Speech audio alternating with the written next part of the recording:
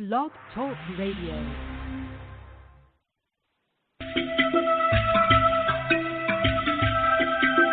Wani umutekereje umutwe ameneka ngahora nibaza wani icyo baguhora imfura zawe zose zarapfuye abo wasigaranye barareba nayizwe umwera yinjira umwami arimuka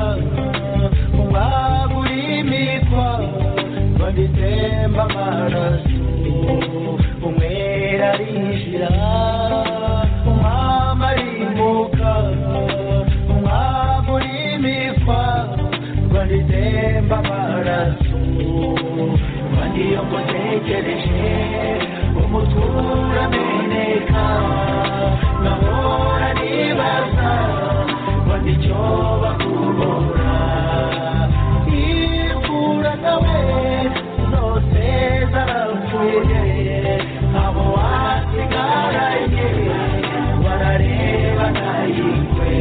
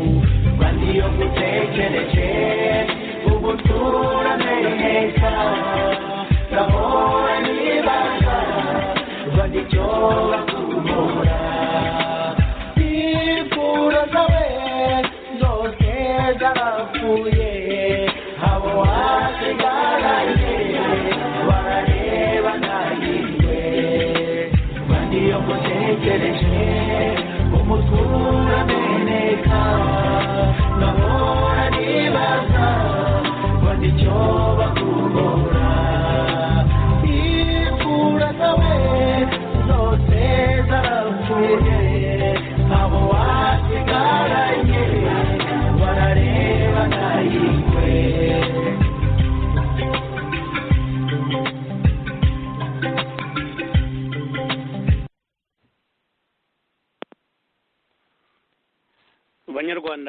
banyarwandakazi bakunzi ba radiyo iteme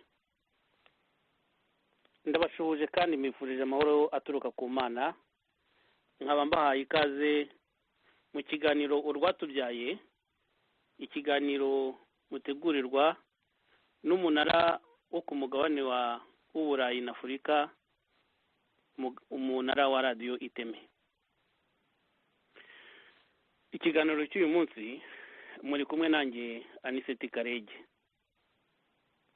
Muri iki kiganiro twongeye kugaruka ku mateka y'u Rwanda nk'uko twayaganiriye ushize, amateka arebana na revolisiyo nyarwanda yo mu mwaka w'igihumbi 1959.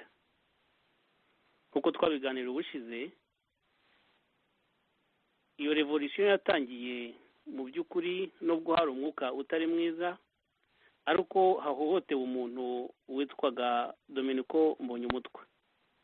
Dominiko Mbonyumutwa yari umusushefu wa Mahembe muri sheferi ya Ndiza.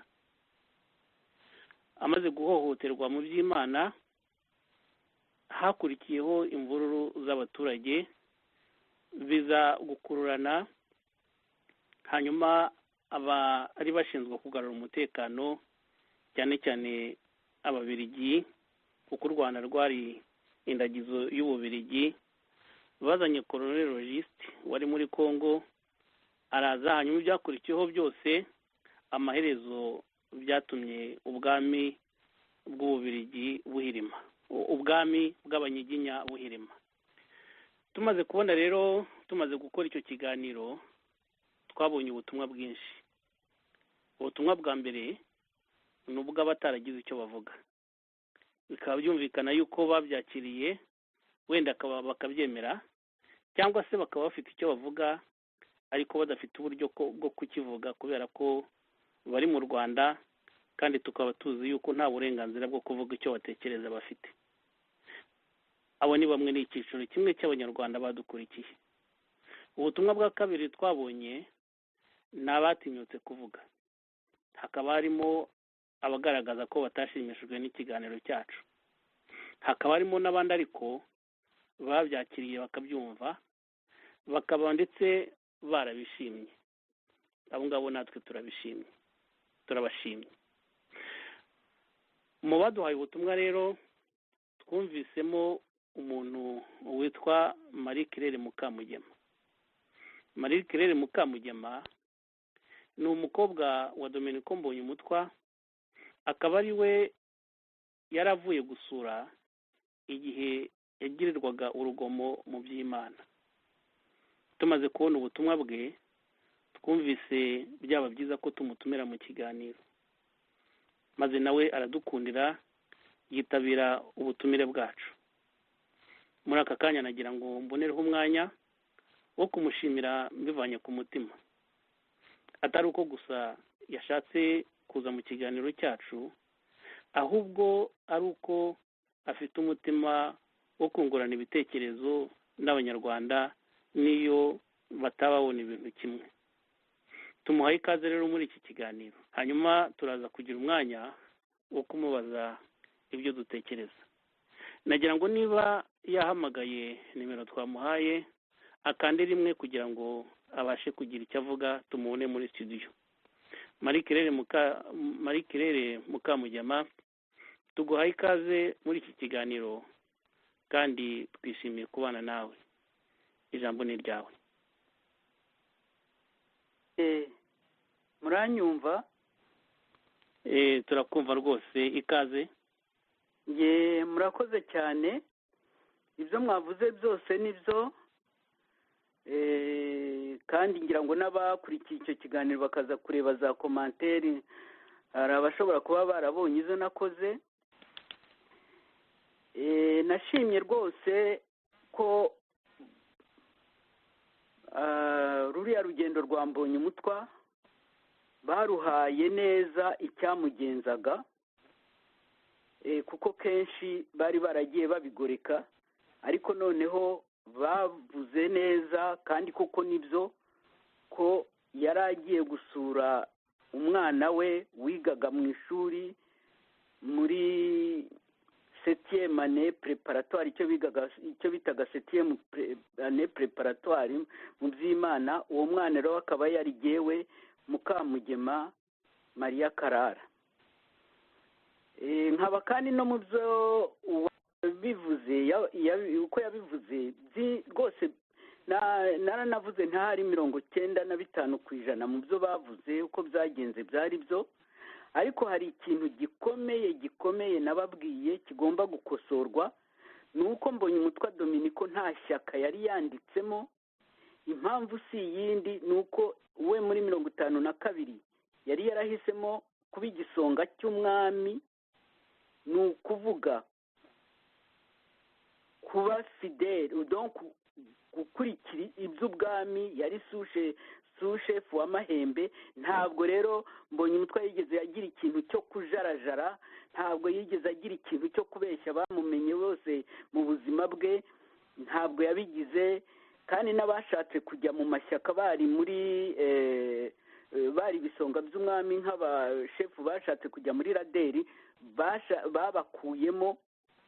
Ntabwo rero byashobokaga, ntihakagire umuntu uvuga ngo Dominiko yari mu ishyaka rya MDR. Ahubwo ikintu cyiza mwaravuze kuko nawe yaharaniraga demokarasi, yari rubanda rugufi, yashakaga ko abantu bareshya. Koko yatanze uburenganzira ishyaka rya MDR rikorera mitingi muri sushefori y'amahembe, kandi riritabirwa koko n'igihugu cyose. Noneho ryerekana rero ko riyobotswe, ko rifite ingufu. Ngicyo rero icyo ababa bavuga ngo yari muri MDR baba bagoreka. Naho ubundi Mbonyumutwa ntiyigeze ajarajara, yabaye igisonga cy'umwami kugeza ku itariki ya mbere, ku itariki ya 3 mbese z'ukwezi kwa 11 muri 59, aho ibyo ngibyo iyo sisitemu abantu bayikubise hasi nyine kubera ukuntu yahohotewe. Noneho igihugu cyose kigahindura isura. Sinzi niba mbibabwiye neza. Oya, birumvikana ibyo uvuze kandi turagushimiye. Nagira ngo ariko wenda dufashe aka kanya kubera ko twagize amahirwe tukakubona, wagize akanya ko gukurikira ikiganiro twagize, urebe n'ibindi byose. Wenda hari ibintu dushobora kuba twaravuze uko bitari, ukosoye ibyo ngibyo byo kuvuga ko Mbonyumutwa yari umwe mu bayobozi ba MDR. ni koko niko twabivuze, ubwo birakosowe, icyo ngicyo kirakosowe. N'ibyo twaba twaravuze ku buryo butari bwo bindi, ibyo twaba twaribagiwe, cyangwa se niba hari n'ikindi watwunganiraho, wafata akanya ukagenda byose ubigarukaho ku buryo burambuye. Ku buryo burambuye bwo birakomeye kuko nsaziye kuri radiyo, kandi ntabwo nakwanga rwose abantu bantumiye ngo tuganire, ariko ubushobozi mfite reka ngerageze kubibutsa kuko natanze ubuhamya bwinshi. Reka ngende mfatamo ingingo z'ingenzi, noneho namwe nk'uko mwari mwakoze iriya nsanganya, harya babyita insanganyamatsiko cyangwa insanganyamagambo resume, noneho rwose muzakomeze mubikore mu ndushe.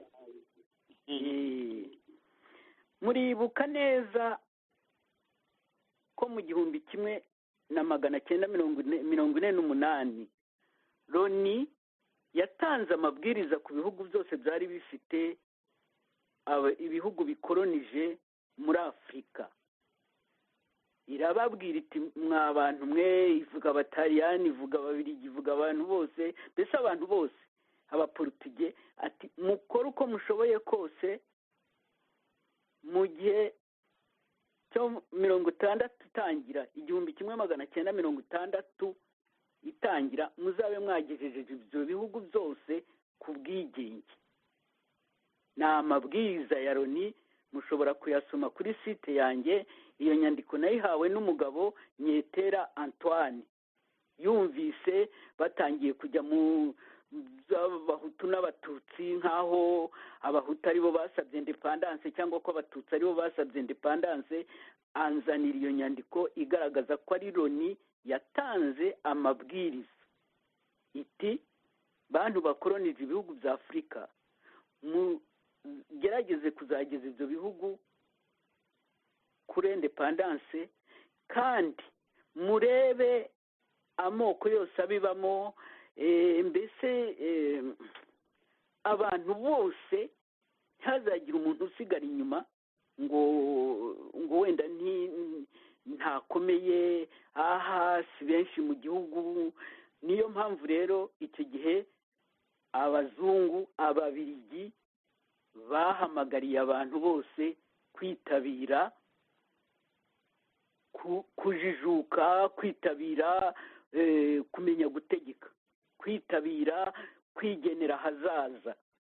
Nibwo bavuze bati, babaciyemo ibice bitatu rero, bavuga bati harimo abo Batutsi cyangwa se Abanyarwanda biciyemo ibice bitatu, haboneka abo Batutsi n'ubundi bari bafite ubutegetsi, noneho haza Abahutu bari bamaze kujijuka, bari babikuye mu mashuri, babikuye no mu ngufu zabo bwite, noneho hakaza n'Abatwa, nabo bari bamaze kujijuka, babona ko nabo bagira ibitekerezo ko mbese bashobora gufatanya n'abandi gucunga imibereho y'igihugu cyabo.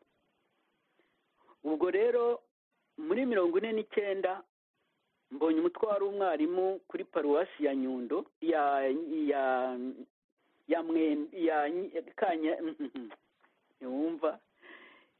Muyunzwe. Mbonye umutwe wari umwarimu muri paruwasi ya Muyunzwe, yaratekereje ati nanjye ntatanga umuganda wanjye, nagize amahirwe narize, niyo mpamvu rero ngiye gushaka gukora uko nshoboye kose, noneho nkajya gukorana n'abo bazungu kuri teritwari, kugira ngo numve neza kandi nkurikire neza ibyo ayo mabwiriza ya Loni ashaka kutugezaho, menye n'uko umuntu yabisigasira akabifatanya n'abandi. Ubwo rero mbonye umutwa yagiye gukora kuri teritwari mu 1949. ahamaze imyaka 3 mu 1952, kuko abantu benshi koko bari bamaze kugaragaza yuko umuntu ku giti cye ashobora kugira impano zo gutegeka, zo kuyobora, akagira impano zo gukunda abanyagihugu nka we, akagira n'impano zo kubageza ku kintu kigaragara. Icyo gihe bavugaga amajyambere. Mbonye umutwe we yari afite n'iyo ntego, avuga ati umuntu agomba gukora atikoresha, aharanira amajyambere. Akongeraho ati ugashyira mu gaciro igihe cyose. Nguko uko mbonye umutwa we yumvaga yafasha kandi yanakora ikintu cyo kugera ku majyambere no kuyobora igihugu. Ubwo rero yageze kuri teritwari, ubuhamya bwanjye mwazabushaka mukabubona burambuye, akora uko ashoboye kose, ashyira mbese afasha abo bazungu kuri teritwari kugera ku baturage, afasha n'abaturage kugera kuri abo bazungu no ku bandi bantu babatwaraga nk'abashefu, mbese mu buryo bw'icyubahiro bwubashye buri wese. urugero natanga ni nk'uko kera atari yagera kuri teritwari, umuntu wavanaga ibarwa muri sushefuri bayimuhaye ngo ayishyire kuri teritwari, yaragendaga, dore ko banayitwaraga mu gikenyeri, noneho akagenda yahagera akahamara iminsi 2 cyangwa 3 batari bamuha igisubizo ngo asubire aho yavuye. ariko icyatangaje abantu ni uko icyo gihe babonye uwo mugabo, banavugaga bati umugabo muremure waje ubu ngubu, yarakubonaga uhageze akakubonana uwo munaniro, atakakwakira kuri buri saha, akakwaka yabarwa, akayijyana akayisuzuma, ati wagira amahirwe uwo munsi akaguha igisubizo ukarara witahiye, byatinda se wenda bigomba gusinywa n'umuzungu udahari, ukazakibona ejo ugataha. Urwo ni urugero nari mbahaye. Urumva rero ko icyo kintu yakoze ntabwo ari igitangaza, ariko ni ikintu cyo kubaha abantu kandi no kwereka abantu bose ko bafite agaciro. Ubwo rero muri uwo mwaka wa 1952 abantu bariya bose bandikaga mu binyamakuru bikomeye, bariya bari mu nama z'igihugu n'abandi bari mu bwarimu hirya no hino, bari bamaze mbese kugaragara. Nibwo rero abo babirigi bari bashinzwe kuzageza u Rwanda ku bwigenge babwiye umwami Rudahigwa bati, ujya uvuga yuko rubanda idashobora gutwa, nta muntu wava muri rubanda ngo ategeke ngo mumugabire umusozi, ati kandi dore abantu bamaze kugaragara rwose bafite ubushobozi n'ubushake, turagusaba rero ko wareba uko ugabira abahutu, kuko niryo zina ryabakusanyaga bose, ariko bo abenshi biyita rubanda rugufi, kubera ko harimo n'abatutsi batari mbese mu miryango itegeka, ariko nabo bari barize, bari bamaze kubona yuko umuntu bamugabira umusozi akawutegeka akayobora abaturage. Ubwo rero baramubwiye bati, muri abo bantu turashaka kugira bugabiramo. Nabo abo bantu barababwira bati, turabona mumaze kujya ahagaragara, mumaze kwerekana ubushobozi, mbese turagira ngo babagabire imisozi, mwerekane yuko mushoboye kuyobora mukageza abaturage ku majyambere, mbese mukerekana ko mushoboye gutegeka. Ubwo rero mubo babajije, mbonye umutwe we yaravuze ati, uwo musozi ndawufata, ndumva mbishoboye. Nibwo rero yabaye sushefu wa Mahembe. Mahembe rero yari iki? Mahembe yari bazitaga niba ari ingarigari ya shefu, cyangwa mbese ikintu kitagiraga undi, kitari gifite umusushefu. Ntabwo yari umusozi wa shefu Kayumba, ubamo abantu bakomeye, ibamo abajuji b'icyo gihe, ubamo abaganga b'icyo gihe, yewe harimo n'inkambi y'umuzungu iyo yabaga aje gusura shefuri ya Ndiza. Ikindi, henshi hari ibisambu, kuko urumva ni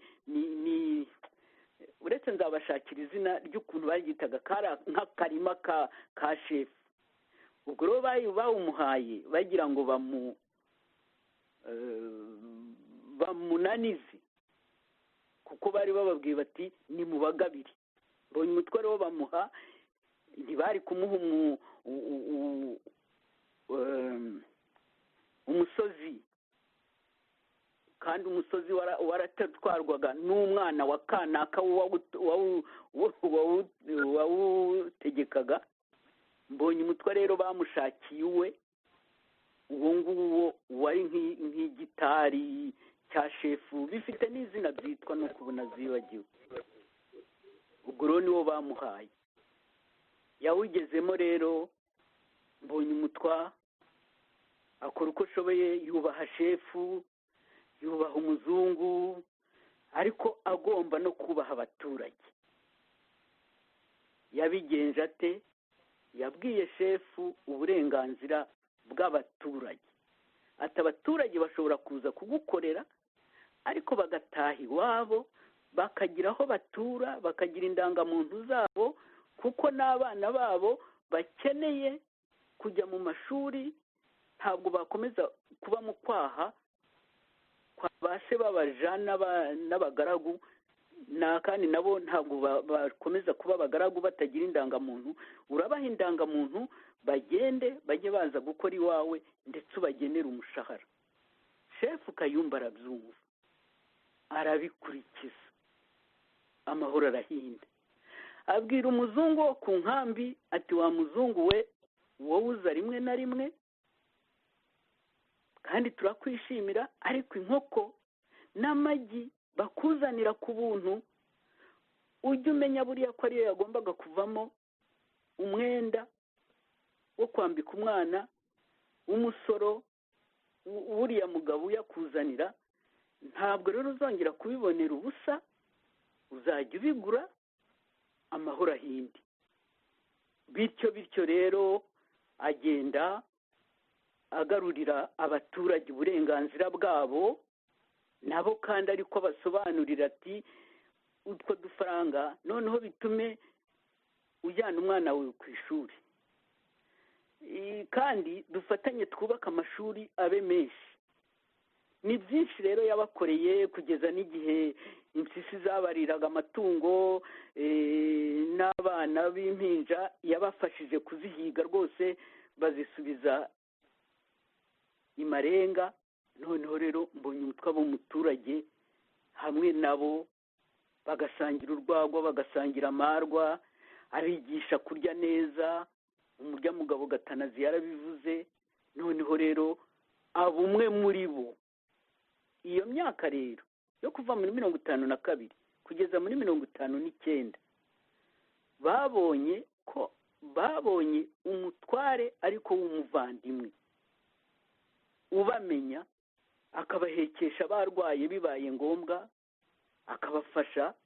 donc nawe kandi akabona ka gaciro yiyumvagamo, kuko agaciro ke kari uguha agaciro abandi. ibyo rero nibyo byatumye igihe imidugararo yari imaze kuba myinshi, ndetse burya hari harapfuye abantu mbere, abaturage bumvise Gashagaza ngo amwohereje igitaraganya Igitarama, wajye kwifotoza ngo kuko bashaka kumuhishima,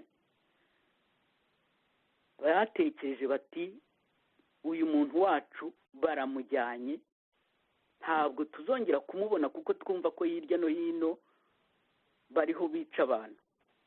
ubwo rero ababwiye ati, ahamagaye abo bakoranaga ati ndagiye muzasigare mucunga umusozi. nibwo bavuze bati ntabwo twemera kugenda tutagushinganye kwa shefu. ubwo rero kuwa 4 nimugoroba abantu bagiye kwa shefu Gashagaza, baramubwira bati Gashagaza wohereje umutware wacu ngo mu Igitarama. Igitarama twumva ko bariho bica abantu, twumva ko bariho bahohotera abantu. uzatubabarire kandi uzamugendeho, uzamujyane, ariko umenye ko ugomba no kumugarura amahoro. Gashagaza ati azagaruka amahoro. ubwo rero nibyo bajya bavuga ngo nibyo nyine, ayo masezerano bari bafitanye na shefu niyo yatumye bagiye iwe babonye Mbonyumutwa yagarutse yakubiswe, ntabwo ari bica mu mpaka wabikwije nk'uko bamwe bashaka kubivuga, ntabwo, ahubwo biboneye umuntu wabo agarutse yakubiswe, ababwira ko yakubiswe apfutse abyimbagatanye. Nibwo rero bwakeye mu gitondo ku itariki ya 3 bajya kubaza shefu bati bite ko wa muntu wacu watwemereye ko azagenda akagaruka amahoro twabonye yakubiswe. Aho rero niho batangiye kubamishamo imyambi. Nibwo rero babwiraga Gashagaza bati wowe shefu ntabwo waturashe, turagira ngo ufate umuryango wawe tukujyane kuri paruwasi, ahasigaye twirebanire n'aba bantu. Nguko rero uko byagenze. Ubwo hari ku itariki ya 3 z'ukwezi kwa 11/59, rubanda ubwayo niyo yikuriyeho Gashagaza, kubera ko Mbonyumutwa ntabwo yari yajyanye nabo kwa shefu. Nibo bonyine bumvise ibyabo bibarangiriyeho, bumvise ko uwaje akabakura mu bukene, uwaje akabitaho, uwaje ari umuvandimwe wabo agiye, kandi agiye agahohoterwa, kandi bari babisezeranye na shefu. Aho rero niho ariya makuru yandi avugwa agomba gukosorwa. Niho ni rubanda yikoreye revolisiyo ku itariki ya 3 z'ukwezi kwa 11/59. Reka mbe mpagaziriye aho ngaho kuko numvaga icyo gika ngomba kukirangiza. Urakoze cyane kuduhaye ibisobanuro rwose bitomoye. Nagira ngo akandi kantu wenda waza gusobanura, kuko ubushize nk'uko twabivuze ariko ni nuko bivugwa kandi twabisomye mu mateka. Mbonyumutwa ajya kuva ku Ndiza agiye Gitarama, yari yabwiwe yuko hari inama, kandi inama ntayari ihari. Banamubwira ndetse ngo ko ajyana wa mugani n'umudamu we mu kanya wari bukomojeho kugira ngo bazifotoze. Wenda sinzi niba ngo hari ibintu by'ibihembo bagomba kuzajya babaha ku mushahara bitewe n'ibintu nk'ibyo. None hari ikintu waba uzi kuri ibyo bintu? Ni bande bari bamuteze umutego? Byari bigamije iki muri rusange? Ubundi shefu niwe wamuhaye iyo misiyo rwose, ati uzagende kandi uzajyane n'umugore wawe mujye kwifotoza. Iby'inama ntabwo jyewe nigeze nzumva ko Mbonyumutwa yaragiye mu nama. Mbonyumutwa yaragiye kwifotoza. Ahubwo icyo naje kumenya nyuma ni uko ahubwo Gashagaza we yari afite inama ku itariki ya 2 Igitarama. Icyo nicyo ni kiri muri document. Ariko Mbonyumutwa nta nama yari afite. Mbonyumutwa ngo yaragiye kwifotoza. Ubu mutego rero uko byagenze kandi ni uko ku cyumweru ahubwo kuri iyo tariki ya 1 akubitirwa mu by'Imana, dore ko kuwa 6 yari yanyuze mu bitaro gusura umugabo witwa izina rye Damiyani, wari umujuji. Bari barakubise bamugira intere kubera ko nawe yari mu bajyambere, ni nako babyitaga ngo abajyambere. Damiyani ahubwo agomba kuba yari n'umututsi. Noneho rero Mbonyumutwa abonye nyine ageze mu Marangara, akumva ko Damiyani yakubiswe kandi akaba ari mu bitaro i Kabgayi, yagiye kumusura. Avuye mu bitaro rero nibwo abantu baje bamuhema, bamutuka, bamubwira ngo mbese ngo wowe uracyariho, wowe uracyagenda, ngo nawe ngo ni wowe utahiwe. Icyo gihe rero hari kuwa 6, yaravuye i Mahembe kuwa 5, yoherejwe na Gashagaza. Ntabwo rero namenya najya kuvuga ngo umutego wawumushyizemo uretse kubabwira uwamuhaye ubwo butumwa. Ikindi kandi ni uko ku cyumweru nyine misa y'i Kanyanza irangiye, ahubwo haje abantu bamushaka babaza ngo mbonye umutwe ari he, mbonye umutwe ari he. Inkuru itaranagera ku i Kanyanza ko yakubiswe. Noneho ahubwo abaturage abo bari bahari nibo bavuze bati mbonye umutwe baramushakira iki. Ni nabwo batangiye no kubaza bati ari he. Abatari baramenye nyine ko yagiye bati baramushakira iki, kubera iki bari abantu tubona bafite ibintu by'intwaro mu ikamyoneti yabo, tubona bareba nabi, tubona bafite umujinya, bariho babaza ngo mbonye umutwe ari he. Nibwo rero abo bantu bo kuri paruwasi bafataga abana bacu barumuna banjye barababwira bati nimuze tugende tujye iwanyu. Ubwo rero nibwo babaherekeje bajya iwacu mu Geyo, bagiye kurinda urugo rwa Mbonyumutwa kubera abo bantu bari baje bamubaza kandi ubona badafite intuza, batamufitiye imbabazi, batabazi, badasanzwe bagenda muri iyo paruwasi. Noneho bati hagomba kuba hari ikintu, bagomba kuba bamushaka, turajya rero kurinda urugo rwe, turinde n'abana be kugeza igihe azagarukira.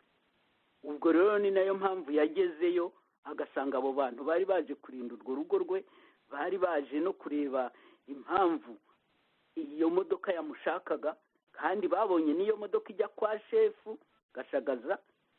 Ubwo rero urumva ko bari bamaze gukanura. Mbese sinzi niba nsobanuye neza icyo kintu, izo muvuma zombi, kuko ab'i Kanyanza bo baramubuze, ariko noneho abamubonye mu by'Imana aje mu misa, aje no gusura, nibo bamuteze.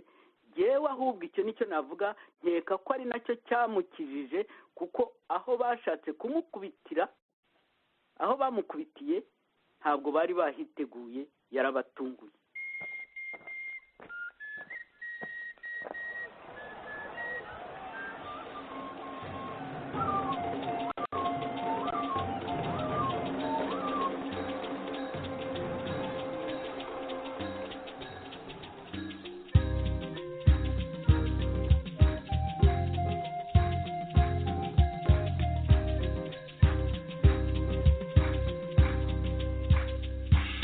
Yumva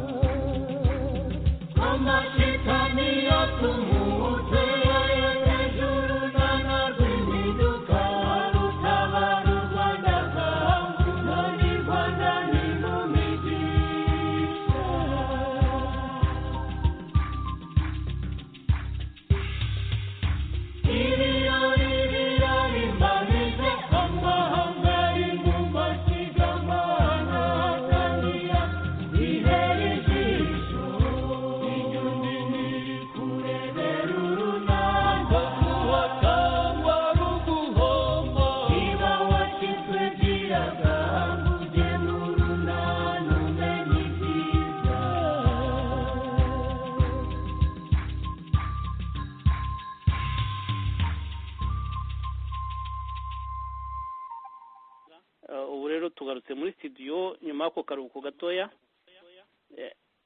Mu kanya nari ntangiye mvuga ko nshaka gushimira madame Marie Claire Mukamugema kubera ibisobanuro aduhaye kandi byumvikana cyane.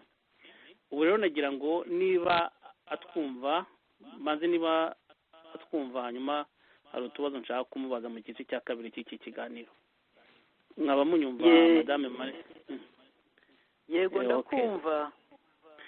Murakoze cyane. Akabazo ka mbere nagira ngo mbaze ni akabazo ka ekeresisuma, kuko mu bibazo by'u Rwanda twakunze kumva muri kiriya gihe cya revolution umutware wari kundiza ni Gashagaza, ariko hari naho mwavuze Kayumba. Ni irihe sano riri hagati ya Kayumba na Gashagaza? Isano riri hagati ya Kayumba na Gashagaza ni uko mbonye umutwe agabirwa Mahembe ni Kayumba watwaraga kugeza nko muri 57. Gashagaza yasimbuye Kayumba. Gashagaza yasimbuye Kayumba kuva muri 57 ubwo kugera muri 59. Okay, merci beaucoup. Ikindi kibazo rero nagira ngo mbaze ubwo mu gice cya kabiri cy'iki kiganiro, nyine ubwo hari ibintu utagiyemo, nibwira ko wenda wemeranyije natwe ibyo twavuze kandi byinshi bamugana. Hari n'ibyo twagiye tuvana ku masite ya Mbonyumutwa.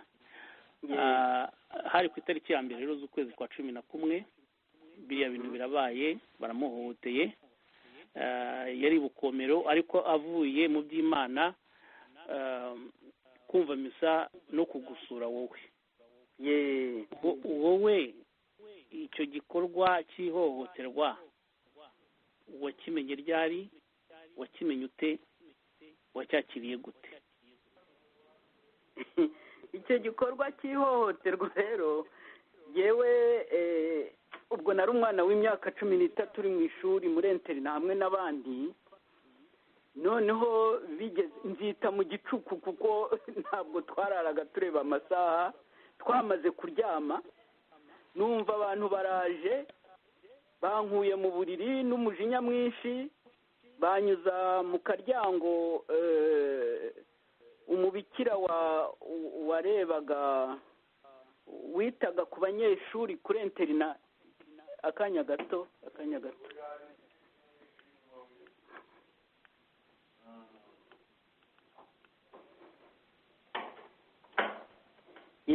banyuza mu kumba umubikira warebaga interina, wacungaga interina nijoro yararagamo, noneho banjyana mu cyumba cy'umwe cyo mu bikira muri kuva y'ababikira. Hari ahantu hafi nyine twanyuraga muri ako karyango bagahita bagera muri kuva. Ubwo rero niho banjyanye, nsanga bateranye ari benshi, noneho barambwira ngo cyaso cyapfuye cya nyoko cyatorongeye, ngo none ngo nikaze kavuge ibyo Kayibanda na Mbonyumutwa n'Ababiligi ngo bavugana. Numva yego n'ubundi ababikira batureraga bari basanzwe ari abantu b'abagome nyine batubuza uburyo, ariko ibyo byo numvise bindenze cyane cyane ko nabonagamo n'abakobwa bakuru cyane kuri jyewe bari bari aho ngaho, kandi nkumva ngo cyaso cyapfuye cya nyoko cyatorongeye, ntawe ari wigeze ambwira nabi ku byerekeye data na mama. Numva ibyo bintu biranyobeye, nuko noneho bakambwira ngo nimbabwire niba ngo bashaka kwica umwami, ibintu nk'ibyo. Nta nubwo nakwirirwa mbabwira ngo bambwiraga ibi n'ibi, byari bindenze, franchement byari bindenze. Baramputagiza, noneho mbonye ntacyo mbiziho, yewe niyemeje guceceka, bagira icyo bavuga nkababwira ngo nibyo kugira ngo mbone nava aho ngaho. Kubeshya ni kubi, wenda umuntu yavuga ati uyu ndi ari kugira ubutwari, nta nibyo nari nzi, ntabyo nari nzi iwacu ntabwo nta kintu nabonaga cy'iwacu batubwira ngo ntituvangure ibintu, ntibambazaga ababikira banyigisha niba ari abahutu cyangwa ari abatutsi, n'iwacu ntabwo babivugaga. Ndetse iwacu cyane mu bantu b'abazirankende b'abagesera bakunda kwirata ubugesera, niba ari ukwirata no kwiyemeza ubugesera, bakiyemeza ubuzirankende. Mama wari umuzigaba akatubwira ngo ko abazigaba baherekezwa n'ingwe, ari ibyo twiberamo bya ya moko nyine ya mbere ya kera. bata umunyorikazi, ntabwo twari turi mu bintu byo kumenya yaba aba bazungu icyo baganira na Bambonye umutwe na Kayibanda. Igihe nta nubwo nari nigeze mbona Kayibanda, nguko rero uko namenye yuko biranyobera, mbese rwose biranyobera, ku buryo ku itariki ya 2 nimugoroba data yinginze Kayibanda baza kundeba ku ishuri ngo arebe ni ukomeze, kandi anabwire Desimeti ati uyu mwana ashobora kuzahura n'ingorane muzamumenye. Ariko jyewe numvaga mfite n'ubwoba ko bambonana nawe, kandi nkibaze se uyu muntu yazutse, ese uyu muntu uko apfutse atarapfutse. Byambereye urujijo, kubeshya ni kubi, ntabwo ngiye kujya kubabwira nibwo nabimenye, ariko ari urujijo. Kandi noneho bigasanga n'ubundi twari dusanzwe duhanwa cyangwa se bakureba ikijisho. Nuko mbonye banshubije mu buriri bibibyo, nta n'uwo nabibwiye n'umwe, naragiye ndongera ndiryamira. Nuko bukeye rero mbonye papa, nkora uko nshoboye kose kugira ngo ntaza kuvuga ko namubonye, kuko ntabwo nasobanukirwaga nawe, nta bintu namubwiye, narabyihoye. nguko uko nabimenye. Ingaruka byangizeho nuko iyo ubonye, iyo wumvise usumbirijwe, nawe urakanura, ukajya ukanura hirya no hino, ukajya ureba nyine, ukajya cyane cyane nk'iyo nabaga nkibukaga n'umwe naraye mbonye aho ngaho muri iryo joro, ubwo naramubonaga nkanyura hirya, ubwo nanjye nabo kandi bakanyereka ko wenda nk'abana twakinaga bakanyereka ko batagishaka ko dukina ibintu nk'ibyo. Ariko ntabwo nakubwira ngo naretse ishuri, cyangwa se ntabwo naretse ishuri rwose, cyane cyane ko Desimeti nyuma y'iminsi 3 yashinze abakobwa bakuru barimo na Ferikura Nyiramutarambirwa n'undi mukobwa wari ku ishuri. Arababwira ati uriya mwana muzamumege, mujye mureba ko adahohoterwa. nguko rero uko nongeye nkagarura, ntibongere kumpohotera, kuko ntabwo nyuma babigize nk'amajoro 2, ariko ijoro rya 3 no ntabwo bongeye kumpohotera. Ubwo rero bikajya no mu bindi byose, abana muri interina abana bahuraga n'ingorane nyinshi, ukabyandika muri izo ngorane abandi bahura nabo, ugakomeza ubuzima, kuko ubuzima bw'umuntu utabusigasiye wowe nta wundi wabusigasira, cyane cyane ko icyo gihe byari byeze byo guhohotera abantu. Mu magambo make rero sinzi niba ngushubije, ariko nuko nabivuze. niwe wari umuyobozi w'ikigo? Inde Desimeti niwe wari umuyobozi w'ikigo, Adrienne Desimeti. Okay, murakoze. Hanyuma ubundi ubusanzwe utubwiye yuko abana batakomeje gukina nawe nk'uko mwakinaga mbere. Nagira ngo wenda tubyature tubivuge uko biri, uko mwari mumeze mbere y'iryo hohoterwa rya muzehe wawe, na nyuma yaho wabonye hari ikintu cyahindutse? Ese ubundi hari ikibazo cy'amoko cyari kiri muri icyo kigo cyo mu by'Imana? Kuko icyo nshaka kuvuga nuko kiriya kintu, ibintu byabaye muri 59 harimo ipfundo rikomeye rikidukurikirana muri politiki y'u Rwanda muri iki gihe. Ndashaka kumenya, ese hari ikibazo cy'amoko mu mashuri cyangwa cyaje nyuma y'uko mbonye umutwe wahohotewe habaye revolisiyo cyangwa se na nyuma yaho nta cyakomeje kubaho? buri jyewe cyaje nyuma y'aho mbonye umutwe ahohotewe. akandi kabazo nari naragize kera ariko bitari muri iriya myaka ya 59 mbere muri za 54 na 5 ho hari akantu k'ubwishongore ko kwirata muri interina nari ndimo, ariko hakaba abana baba badashyigikiye ibyo bintu, akaba ari bo mbese bashobora nawe ubwawe kandi uba wiyizi, uba uzi aho waturutse, uzi ko ufite ababyeyi, uzi ko bagusobanuriye baturajya mu ishuri ujye kuryigamo kubera ko nta kundi zagenda, ugomba kwiga hafi y'ishuri, ariko ukaba wiyizeye. icyo gihe rero hari ubwo habaga nk'abantu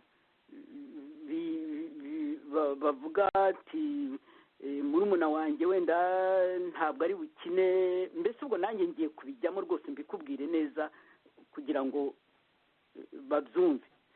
akaba yavuga ati murumuna wanjye ntabwo ajya gukina n'umwana w'umutukazi. ibyo rwose icyo kintu hari abantu bigiraga batyo, ariko noneho abandi kandi atarusha ubwo bututsi, atarusha iki, bakaza bagakina nawe. ndibuka nk'urugero, ndi muri entene muri za 54 55 niganaga n'abana bitwa ba Marisi na Prise, sinshobora kubibagirwa. njya mvuga nti iyo mbavuze bavuga ko ari bashiki ba Kagame. uwo Marisi rero yari mukuru kuri jye, April ari muto kuri jye. noneho baba baje kureba abanyeshuri umwaka utangiye, Kankazi yazaga kureba abanyeshuri baje, wese tukagenda tugatambuka tukabasuhuza. noneho rero hakaba ubwo bavuze bati bakatureba, akavuga ati aka kana keza k'inyinya, ndabyibuka sinzabyibagirwa, bati ni akandi. bagatangira kuvuga amazina y'abantu, njye nababwira ko ndi uwambonye umutwa, bakavuga ngo yaye ngo mbonye umutwa wande, mbonye umutwa wande, mbonye umutwa wande. Hereye iwacu ntabwo twirirwaga muri mbonye umutwa wande bikanyoye. ariko noneho bansubiza inyuma, uwo Marisi niwe wazaga akambwira ati ntukababwire ko uri umuhutu. urumva twaranganaga, ariko we yari abizi ibyo by'ubuhutu n'ubututsi. ati ntukababwire ko uri umuhutu. ntabwo nababwiye ko ndi umuhutu, njye nababwiye ko ndi uwambonye umutwa. ugasanga rero aransobanuriye, nza bimbwiye nka kabiri, nza kubyumva yuko kuvuga ko ndi uwambonye umutwa biba bitesheje agaciro inyinya yanjye. donko ni urugero ruto, mumbabarire rwose ibyo bintu sinumvaga nshaka kubisubiramo, ariko ndagira ngo mbasobanurire. icyo gihe ntawankubitaga, ntawagiraga gute, ariko imico y'abantu iratandukana.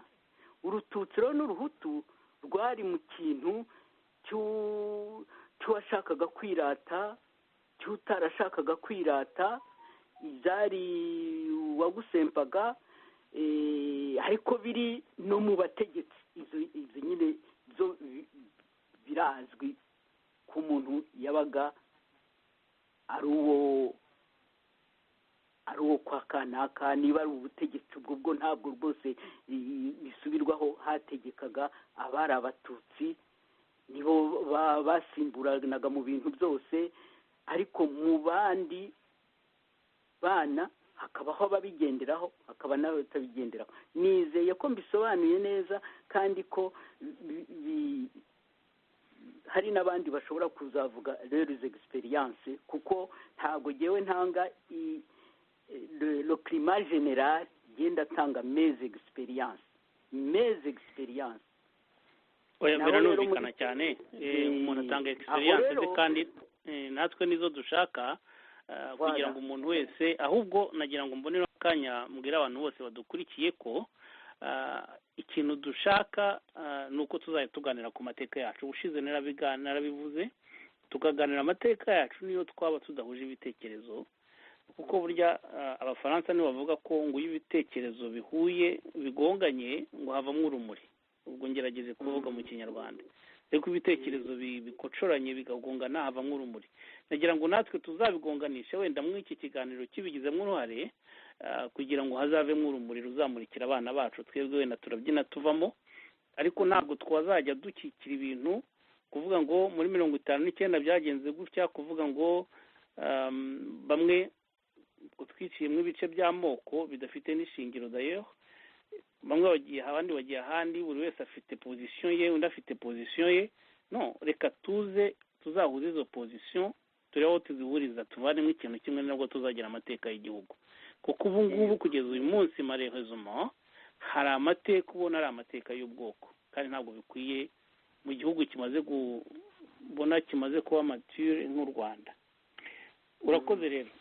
Ahubwo hari ikintu wavuze mu kanya wadukosoyeho, kuko mbonye umutwa atari mu ishyaka, ariko amaze guhohoterwa yahise ahura na Kayibanda cyane cyane.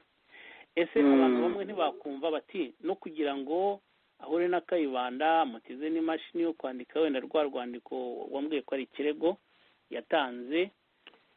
Ese ntabwo bavuga bati n'ubundi ariko nubwo wenda anteori atari mu ishyaka, ariko umutima we niwo waganishaga?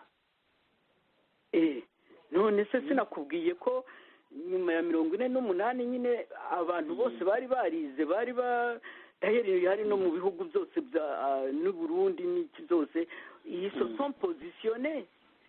Kayibanda rero ntabwo kandi na mbere yose kuva muri 52 mbonye umutwe akora igitarama ashobora kuba yarahuraga na Kayibanda.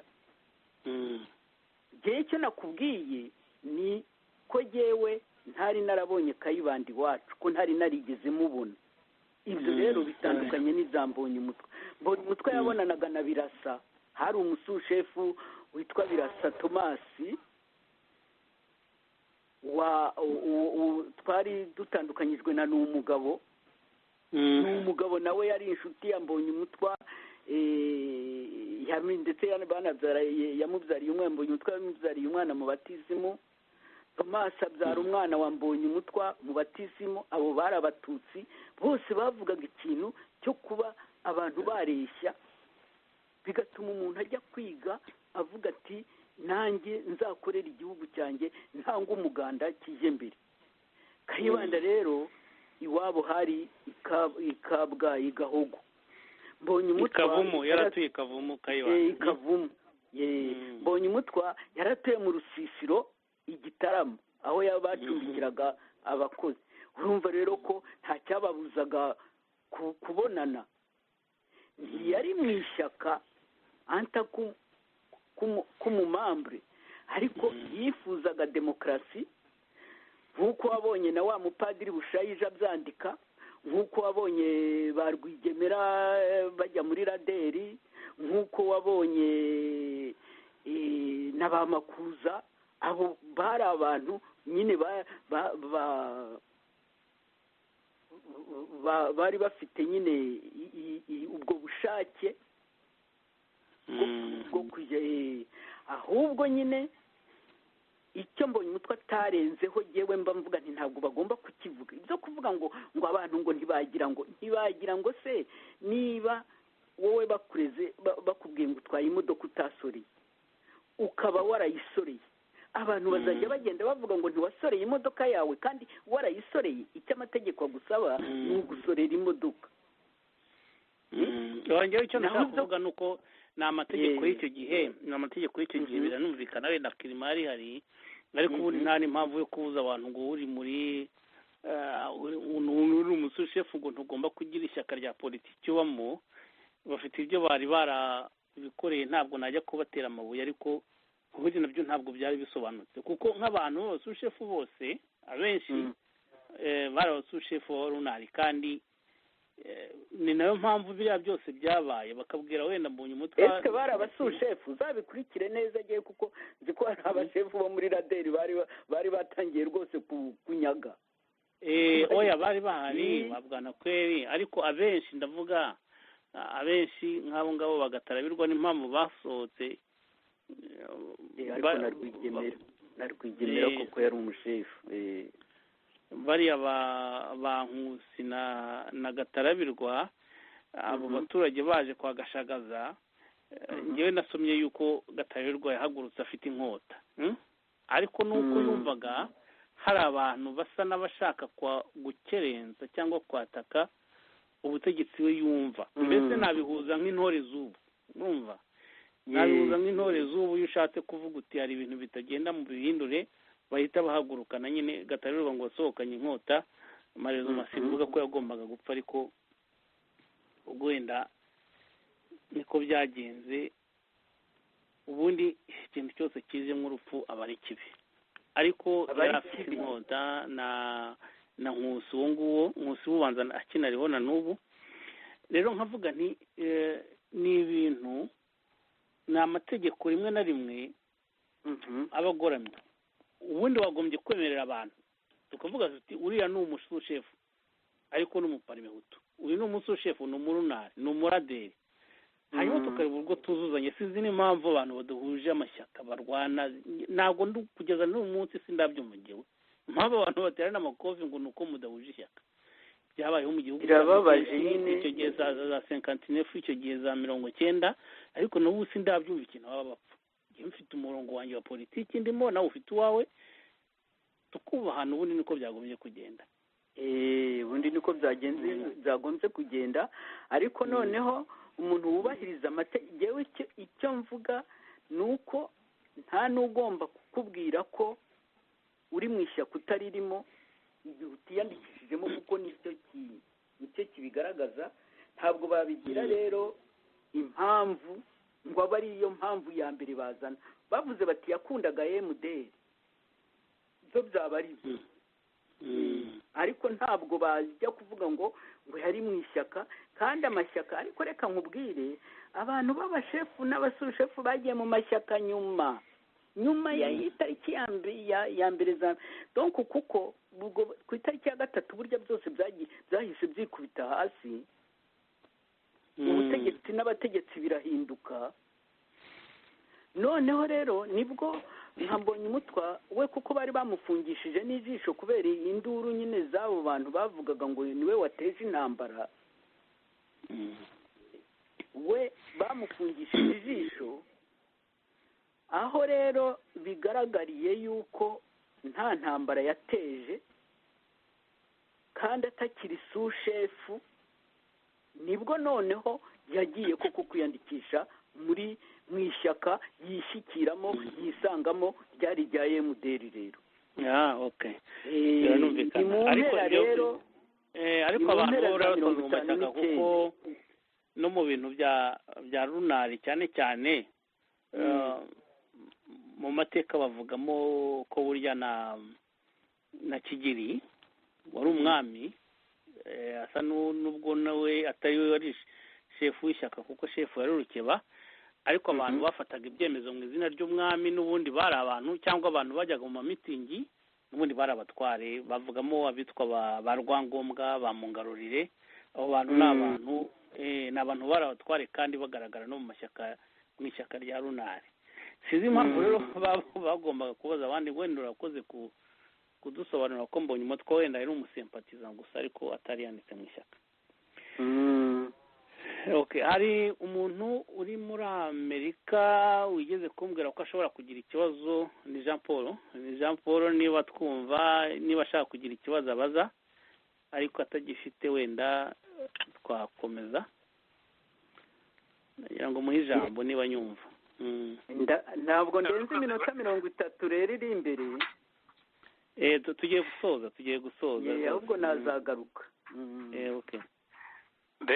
reka mworohereze bwana Niseti reka mbasuhuze nsuhuze na Marie Claire niba nyemereye kumwita mu izina rye rya mbere ndamworohereza cyane kuko uretse no kuba atwemereye kuzagaruka ahubwo nanjye nta kibazo mfite, ndagira gusa ngo mushimire cyane cyane, ariko kubera ko we nta nubwo ari havuga ngo narumvise bimwe mu mateka y'u Rwanda, nabyita iconic, ni ikintu mbese nawe ubwe ni reference kimwe mu mateka gusa, donc credibilité ye ni ikintu cy'ingenzi kuko ni muri bake bahari bashobora kutubwira bati dore uko byagenze, dore ibyo nzi, ariko atari twebwe tuvuga ngo dore ibyo twumvise. Umwe muri ba basaza bavuga ngo bakubise muzehe Mbonyumutwa nabonye nyine mu Rwanda nawe baramufotoye bamuvuga amateka ye, ibyo nabyo ndabishima kuko akwiriye ibyo bintu nk'ibyo ngibyo buriya bisobanura mu gihe abantu bahari byabayeho biradufasha twebwe kugira ngo abatari bazi ayo mateka uko yakabaye bayasobanukirwa, ariko noneho atari ukuvuga ngo yanditswe na Alex, yanditswe n'abantu bayinterprete uko bashaka, ahubwo noneho turahera ku bantu ibyo yabayeho cyangwa se ibyo bakoreweho muri ayo mateka yagize ibintu bikomeye cyane, impinduka zikomeye cyane n'uyu munsi zigikurikirana mu gihugu cyacu. None rero Madame Marike ntabwo ndi bumubaze rwose byinshi, nta nubwo yenda nari nkwiye no kubaza ko yatwemereye ko azagaruka, ni ukumushimira. Icyo ni kimwe nagikoze. Cya kabiri nabyo ni komantere y'ukuntu hari umuntu wanyandikiye umubwira ko uyu munsi ari ikiganiro, ndi excited kumva ikiganiro kibuze ko uyu munsi cyane cyane ko umuntu nka Marie Claire uvuga rwose numvaga ari ibintu bitahari, kuko ubundi ibyo bintu twabyumvaga ntabwo byumvikana kuri jyewe kumva ngo umuntu bavuga bati Mbonyumutwa yagiye gusura umuntu kanaka avuye baramukubita, uwo muntu akaba agihari abyivugira, numvaga ari ibintu vraiment byari binshimishije. Noneho ndamubwira turiho tubiganira, arambwira ati se urwo rushyi umuntu wabaga i Kigali ati bakarumukubita ari Gitarama byaje kumenyekana bite, za telefone zidahari? Njyewe mubwira cyakora ko nibaza ko yabaga ibwami bwabaga i Butare, nubwo yenda nta gihinduka, ariko nigeze kumva Aniseti nawe kubaza ikibazo nk'icyo ngicyo, none havuga ati ikintu ni gute ikintu gikoreba nkaho gitangiza donc gitangiza revolution cyangwa se ziriya mpindura amatwara. Rero muri Amerika aha murabizi ko nabwo ariko byatangiye hitwa Lexington na Concord, ubwo bantu barashe urusasu, banavuga bo nta nubwo rwigeze rurasa abantu, barubanza bararashe bakarurasa hejuru, ahasigaye intambara igatangira revolution. Ntabwo rero impamvu ngo inganururo, ariko gukubita umuntu umugani ubwo ni kubera gahunda mateka yacu buriya nuko yahindutse. Gusa butaha hari byinshi igihe nazaba za minota 30 reka tuyubahirize. Nashaka kubaza, sinzi niba utarabivuze cyangwa byarancitse, twigeze kujya tuvuga ko imva y'umubyeyi wanyu bayimuye, update niyo nashaka kubaza bimeze bite, kuko icyo ni ikintu nacyo kigomba kuba kuzagirwaho amateka nyayo, bakavuga bati dore ahantu imva ya Mbonyumutwa iri ndetse naho yashyinguwe. Sinzi rero update meruka tuvuga ukuntu bayibye bakayisenya bakayivandalizinga mu cyongereza niko nabyita, hanyuma amateka nyuma yaho ntabwo twamenye ibyo ari byo. Cyakora aho yari atuyeho nigeze kubona ifoto yaho, iracyari muri repeto mu mafoto yanjye, ningira amahirwe nkayibona yenda niba utakiyifite, ariko urahazi wowe so wikeneye nabikwereka. Ariko ibyo by'imva byigeze kunyenteresa cyane cyane, numva ari ibibazo bikomeye cyane kubona imva nayo ubwayo ishobora kuba vandalized, noneho nkumva ko bayimuye umubiri cyangwa se remain. Sinzi rero update zayo uko bimeze, ndetse n'icyo nk'umuryango mwebwe mwumva gikwiriye gukorwa. Nicyo cyonyine, kandi nongere ngushimire. Murakoze nawe Niseti, wakoze kumva aka kanya. Ubwo rwose reka mbikubwire mbice ku mayange kuko ntabwo nyimenya gukora ibiganiro birambuye kubera gukura nabwiye abantu nahereye kuri RTRM nyomoza ugiye no kuri za murandasi wasangaho ibiganiro bya Mukamugema Marie Claire kuri RTRM baranabindegesheje muri Amerika nagiyeyo bifata ubusa kuko jyewe ndi umutangabuhamya w'ibyabaye kuri data. Noneho rero mbonye umutwari yarahambwe kuri stade ya Demokarasi. Noneho ubwo rwose ndashaka kubiva mu mizi mu kujya gukorera imva ye nza gusanga nta hantu byanditse ko yahahambwe. Ntumbaze ngo iki yewe mbaza prefe ntese bwana prefe ibi bintu konza gukorera imva ya data ariko nkaba narashatse ahantu hemeza yuko yahahambwe nkahabura biti. Nawe ayoberwa icyo ambwira ariko akajya ahakoresha umuganda kuko nyine byari muri perefegitura ye. Noneho rero amagambo umukobwa witwa Madalena Mukamabano yambwiye muri 64 agahora ngarukamo kuko yari yambwiye ati yari yavuze ati nako ntiyambwiye yabwiye umukobwa umwe ati ntukishinge Karara n'uwambonye umutwa, Karara n'umuhutukazi, abahutu n'inzigo, igihe nikigera nyuma y'imyaka na 30 tuzabatera tubice base bazaba barapfuye tuzabataburura maze bari abakarara tubagira baje bacu buziraherezo. Kuko icyo kintu kikanzamo noneho ndavuga ntese ibi ni ibiki. Ubwo rero jye narahagurutse ntandikira abategetsi bose mbabaza ni ab'icyo gihe ku gihe cya Habyarimana ntimugomba kujya kwagituariza ivuari yanyu banza byitwa ivuari we ni ivuari kuko ahangaha data hanze ntabwo nahaburiye inyandiko cyangwa se muyime nyibone ngenza kuhakora ariko mfite inyandiko y'uko nkora kumva ya data. Na stade ya Demokarasi burya ntabwo yari yanditse ibintu nyine hariho n'igihe tuzira ubuswa ariko nina ahangaha bijya biba deritije zibaho. Noneho rero ubwo ndakomeza bigeze aho ndavuga ntariko ko ndeba ibintu bigenda bisatira inkotanyi zigenda zifata igihugu kandi nkaba mbona izo nkotanyi itari zo zizambabarira reka jyewe njye kwisabira urukiko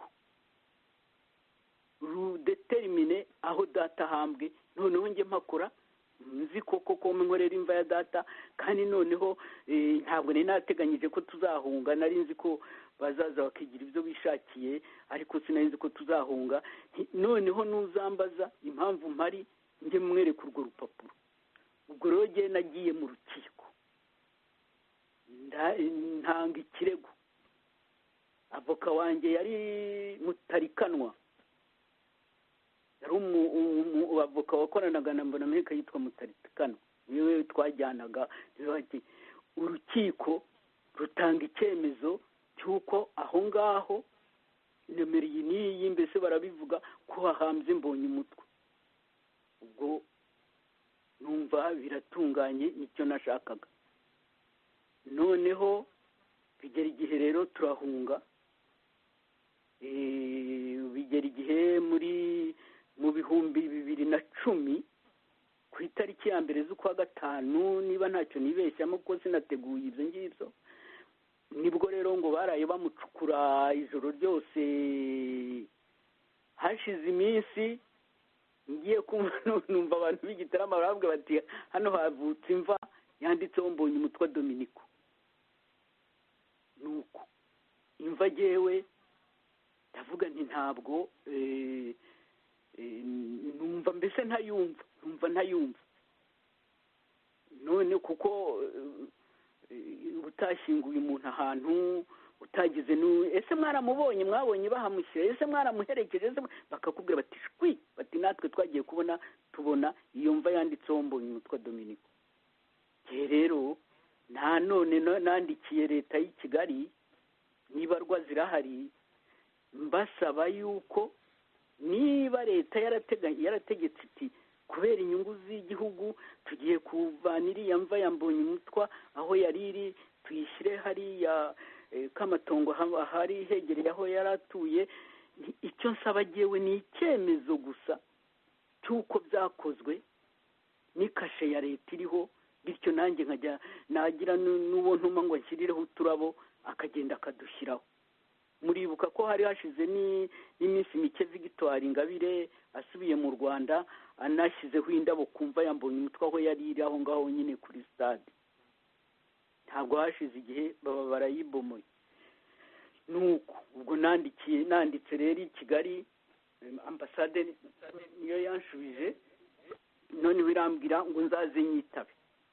Kubeshya ni kubi, na uretse nanjye watinye inkotanyi kuva kera ko nari nzi inyenzi kuva kera, n'abandi bose namwe mwese ntabwo mukiri sinzi ko mugenda muri za ambasade, natinye kujya muri ambasade.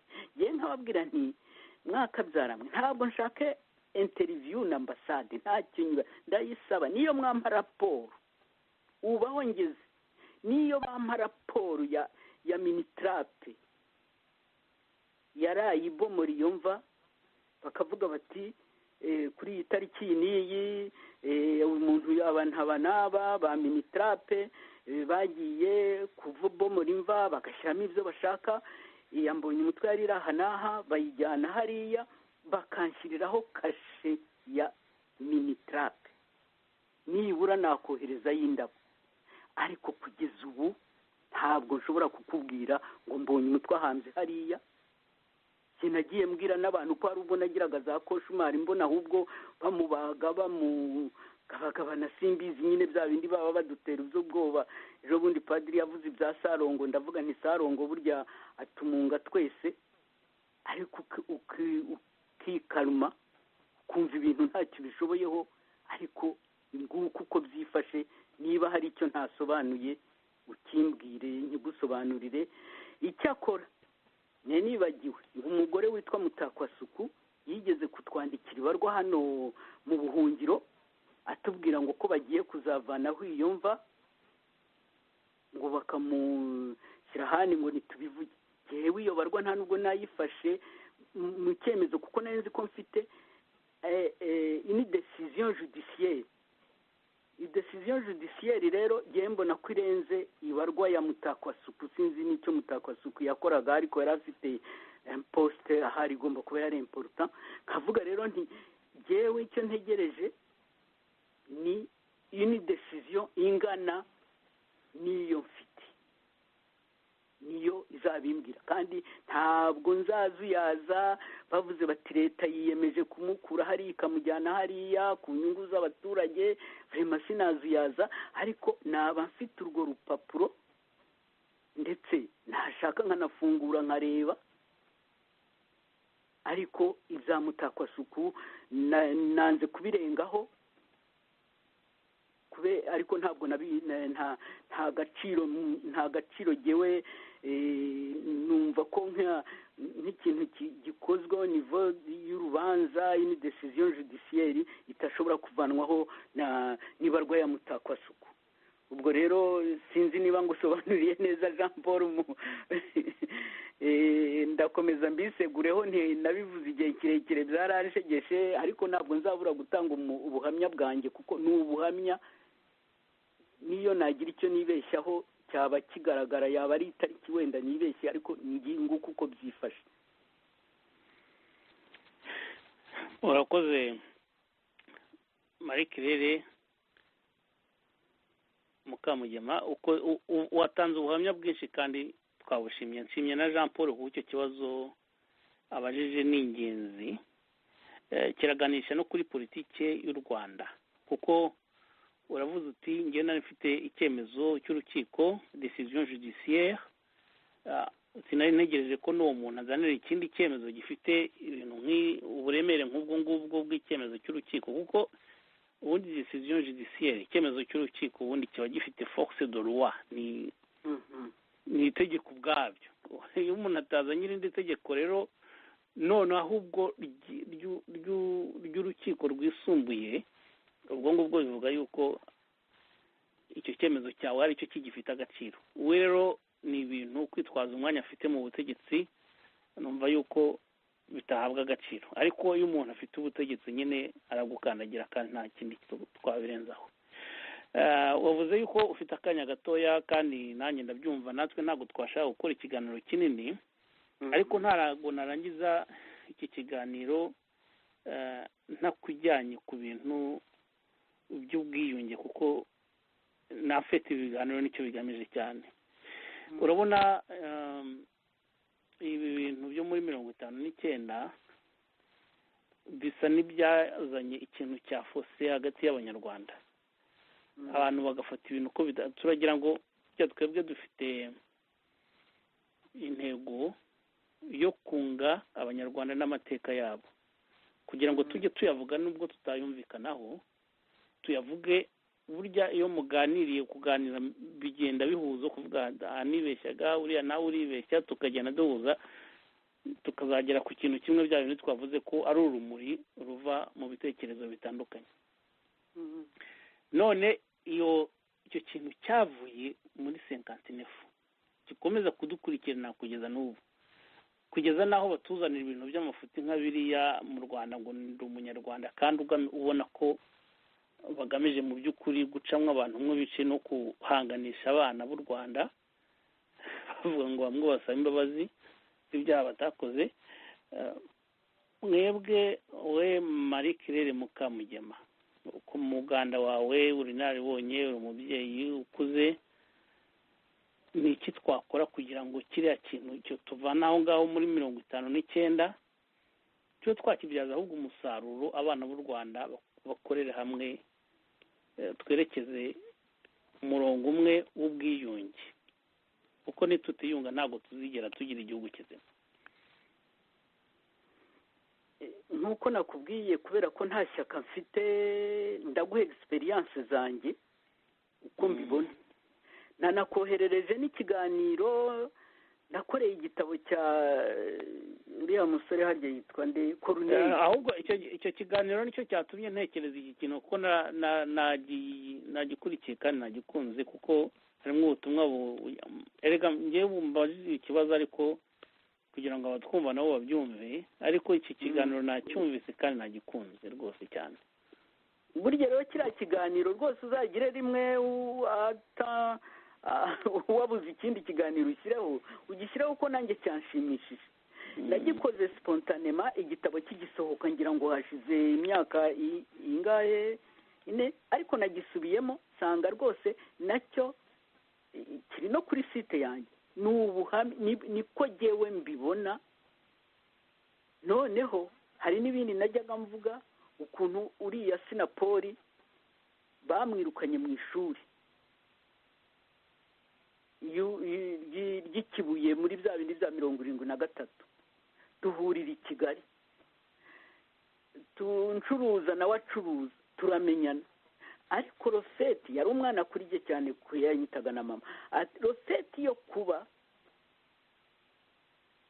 yari yirukanywe mu ishuri nk'uko nanjye nigeze kubirenganiramo atari ukuvuga ngo ni muri 59 na nyuma yaho nkumva ko ahuye n'ingorane tugomba gufatanya tukarenga atari ukugira ngo ambwire ngo kanaka ngo urabizi ngo umwana ngo umwana kanaka ngo umwana wa kanaka niwe ngo wanyirukanishije oya ntabwo ari byo twaganiraga ahubwo yari yitangiriye ubucuruzi nawe abonye iryo shuri rirangiye atangira ubucuruzi ngo ajye mbere noneho nanjye nabona abapolisi bamufatira imodoka avuga nawe baba we uyu muntu se yari yitangiye kwirwanaho none baramufatira imodoka noneho uko njyewe nari mfite aho nacuruzaga hari ikigo kinini nkamubwira nti jya uzane imodoka yawe uyiraze mu kigo cyacu noneho uyitware mu gitondo tukikingura ariko noneho abapolisi bo kongera kuyitwara kuko Sinapoli rero mu byamukijije n'ibyo byaramukijije kuko yafrodaga ngo ese mubanza yarafrodaga itabi noneho niryo bakuragamo amafaranga rero ukajya kubona ukuntu umuntu aratumbagiye arakiza ubwo rero ni icyo jyewe mvuga, jyewe nta shyaka mfite, sinzabeshya abantu n'ubu n'uwaba ahari gukubura muri minisiteri nako nabaye na pansiyoni. Jyewe ni icyo cyo kuvuga uti rwanya ikibi kuri nivo yose, rwanya injustice kuri nivo yose, kandi nta muntu utagira injustice. Nabonye n'ukuntu les blessés de guerre bajaga bakajugunya mu bitaro, iyo ari ku ntambara yibwiraga ngo agiye gutsinda agira gute, ariko nta mwana wanjye wari urimo, ariko navuze nti uyu mu blessé de guerre ni nk'umwana wanjye, uyu mu blessé de guerre ni nk'uko nanjye naba blessé de guerre, uyu mu blessé de guerre ni nk'uko umugabo wanjye yaba blessé de guerre. Mbese kureba abantu ukumva ko ari abantu, ntiwumve ko bagutwara ibintu, ntiwumve ko nibabaho wowe utazabaho, n'aho hantu ariko gihe urumva nta ngufu mfite zo kubyigisha. ni icyo jyewe navuga. nk'uriya mwana Corneille yari yanditse igitabo cyiza rwose kuko avuga ingorane ze, jyewe numva ntagikorera publicité kugira ngo kigurwe. nanjye nibyo nakubwiye, nk'ako kana k'agakobwa ka Marisi kabonaga bansunitse banziza inyinya ngo kuko mvuze ko isa n'iya data, kandi abantu bose barabizi inyinya ya Karara rwose ni nk'iya se, ntacyo nabeshyagaho. ariko kakaza kakambwira kati ntukababwire ko ari abahutu, kakampoza nuko. ndetse hakaba n'ubwo kambwiye kati dore ejo iwacu bazadusura uzaze tujyane, ariko ntuzavuge ko uri umuhutu. aho hantu kamemu naho hakangonga, kuki se niba ndi umuhutu, niba muvuga ko ndi umuhutu, kuki noneho ngomba guhisha ikintu? yego nyine naho abanyarwanda tugomba kuba abantu mbere yo kuba abahutu n'abatutsi, kuko twamaze kubona ko nitutareba neza ntawe bisiga. mu magambo make rero nayo ntabwo najya kubwira ngo tuzakora ibigwi n'ibi, ntabyo nshoboye, ariko ni ukumva ko umuntu ari nkawe, kandi koko ukamugirira uko ushoboye nkawe. ntabwo mvuga ngo uzakira abantu bose, no, ibyo ngibyo byaba ari ukwibeshya, ariko byonyine gusa ukareba umuntu ukumva yabaho nawe ukabaho, ko kubaho kwe kutakubujije kubaho. ibyo rero ndumva narekera aho ngaho. urakoze cyane Marie Claire Mukamugema. umuganda uduhaye w'ibitekerezo ni umuganda ukomeye cyane. nari nshatse kukubaza icyo kibazo cya nyuma kandi ugishubije neza rwose, kubera yuko nk'uko nari mbivuze mu kanya, icyo dushaka ni ukunga abanyarwanda, ni ukunga abanyarwanda n'amateka yabo mbere na mbere, bakareka gutinya kuyavuga uko bayazi, hanyuma aho batumvikana bakahaganira, tukareba aho twahuriza. kuko gukikira ibintu ngo ntitukabivuge kugira ngo dutoneka kanaka ntabwo ari cyo gisubizo. tuzajye tubiganira. nk'ubu ngubu muri ibi bintu byo muri 59 tuvuga, tuzi ko hari abantu bavuga bati nirinze icyo kibazo, nirinze kukikubaza mbishaka, niba revolution ari ngombwa, ntabwo nakikubaje kandi nabishakaga. ubu ntabwo nshaka kukisubiza. oya ntabwo nshaka. kuko amasaha arimo aratugendana, aho se burya sinakikubaje kandi nabishakaga. ariko hari abavuga ko revolution ari ngombwa, n'abandi bakavuga ko itari ngombwa, ndetse hari n'abajya kure bakavuga yuko ngo muri 59 hatangiye ubwicanyi,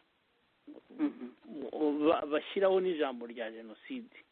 ibyo bintu nabyo kenshi nkagira ngo rero mbwira abantu, niba dushaka yuko tuziyunganya kuri, reka tubiganire, tumenye ibyabaye muri 59 uko byagenze.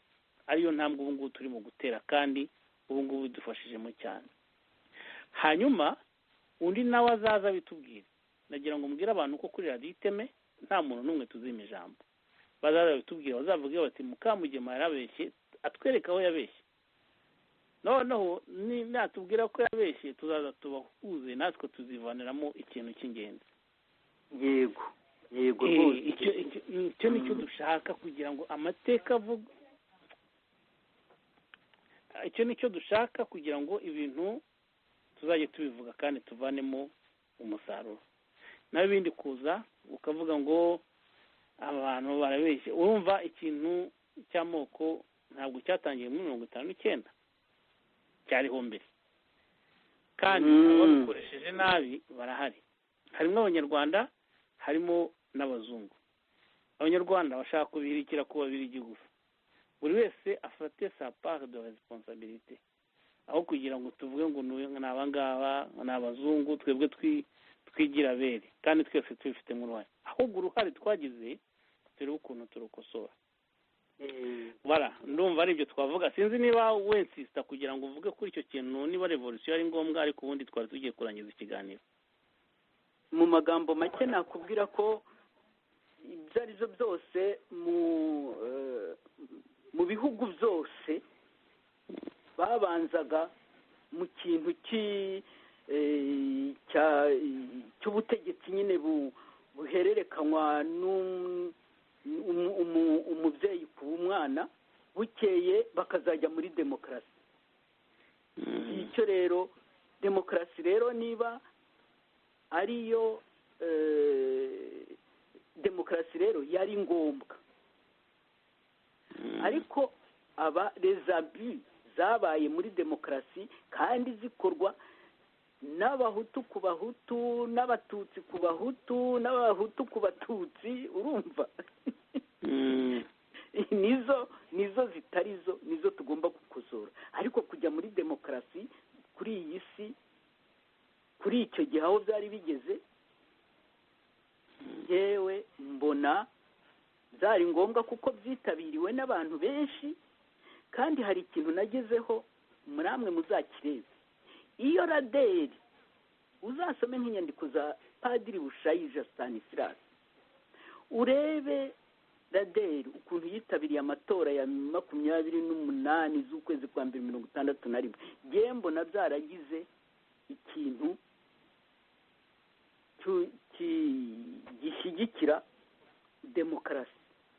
ukuntu demokarasi yaje kujya muri hutututsi nibyo bibabaje. demokarasi ntabwo ari hutututsi, nibyo bibabaje.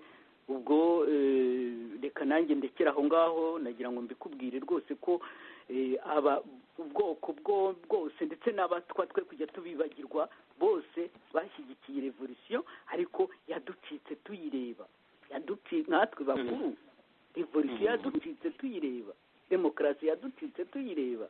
ahubwo wenda n'icyo abantu bazanageraho bakavugisha ukuri, yaducitse tuyireba. ntabwo bamenye kubigera kuko yari umuco uturutse hanze. icyo kintu twakivuzeho ubushize, ndagira ngo wenda tuzakoreho ikindi kiganiro nawe utwemereye wazakizamo ukuntu iyo revolution, iyo demokarasi yavuye muri revolution yaducitse. ahubwo niho wa mugani hari imvugo bivuga ngo niho ruzingiye. twazashaka uburyo tubiganiraho. nahundi rero Marie Claire Mukamugema, ntabwo nabona uko ngushimira kuko waje kwifatanya natwe muri iki kiganiro, waduhaye ibitekerezo byinshi, kandi twemereye kuzanagaruka. uwo ni umuganda twebwe dushima cyane. nagira ngo mbwire n'abandi banyarwanda bose badukurikiye ko ushaka ijambo wese ufite igitekerezo, cyaba gihuye n'icyanjye, cyaba gihuye n'icya Mukamugema, cyaba kinyuranye nabyo, cyangwa na Jean Paul, cyangwa n'undi munyarwanda wese, mwese muhawe ikaze, muhafite ijambo kuri radiyo Iteme. nkaba rero nagira ngo mbashimire mwese mwari mudukurikiye, mbifuriza amahoro ya Nyagasani. ubu ni muri wikendi, mbifurije impera nziza z'icyumweru, kandi nkabaragiza Nyagasani. ubutaha tuzasubira. Imana ibarinde.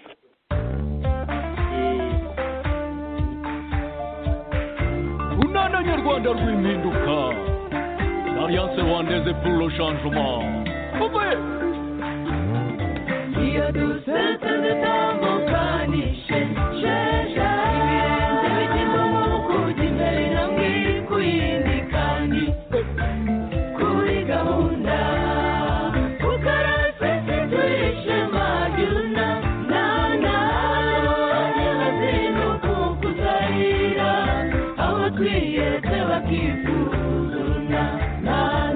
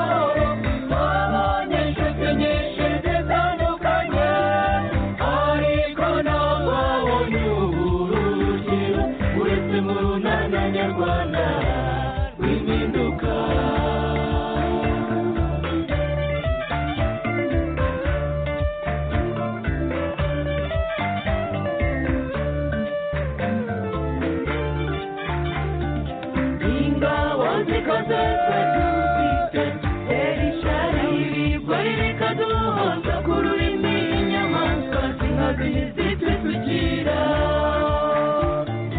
indi ndabagire zisunga abatari twebwe kugira bifuza kuganza badusanga kuko uwatwisunga ntahataha intsinzi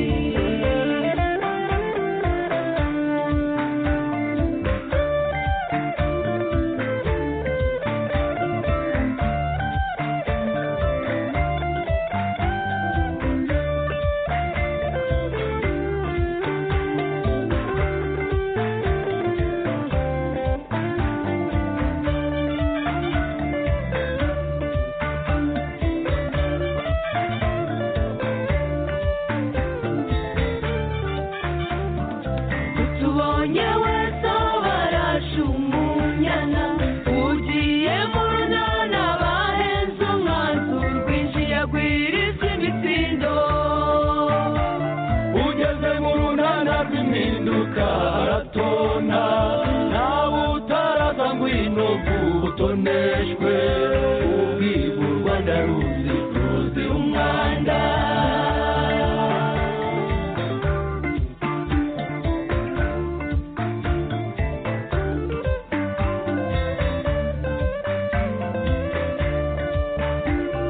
ndakubwiza ukuri intambwe yacu niyo ntambwe indoro yacu niyo ndoro indahiro yacu n'urukundo sagafuni urunana rwacu nirwo runana